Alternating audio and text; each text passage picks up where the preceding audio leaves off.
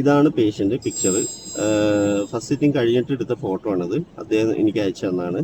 അപ്പം ഞാൻ പറയുകയാണെങ്കിൽ ഇത് ഗ്രേഡ് 7 ബാലൻസ് ഉള്ള പേഷ്യൻ്റാണ്. ഗ്രേഡ് 7 ബാലൻസ് ആയതുകൊണ്ട് നമ്മൾ ട്രീറ്റ്മെൻറ്റ് എടുത്തപ്പോൾ SCT ചെയ്തപ്പോൾ സ്ക്രേപ്പിംഗ് ചെയ്തിട്ടുണ്ടായിരുന്നു.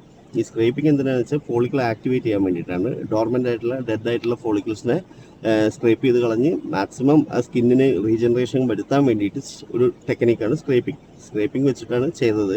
അദ്ദേഹം എന്നിട്ട് എനിക്ക് അയച്ച ഫോട്ടോസും കാര്യങ്ങളും വിത്ത് പ്രൂഫ് ഞാൻ കാണിച്ചു തരാം. ഇതാണ് അദ്ദേഹം എനിക്ക് അയച്ച ഡേറ്റ്, ജനുവരി 23, 2024. അന്ന് എനിക്ക് ഫോട്ടോ എടുത്ത് അയച്ചു തന്നു. ഓക്കെ, അത് കഴിഞ്ഞ് 23 ജനുവരി 2024 ചെയ്തു.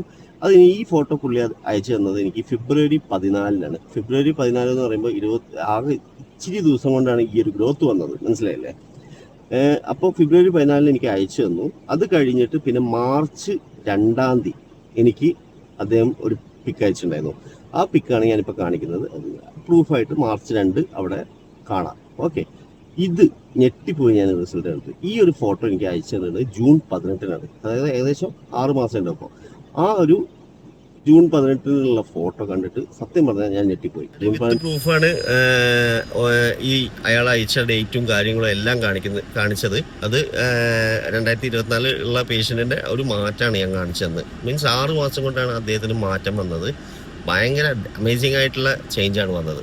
അപ്പോൾ പട്ടാളക്കാരനാണ് അദ്ദേഹം. എന്നെയായിട്ട് കോൺടാക്ട് ചെയ്യുമ്പോൾ ഡൽഹിയിലായിരുന്നു പോസ്റ്റ് ഉണ്ടായിരുന്നത്.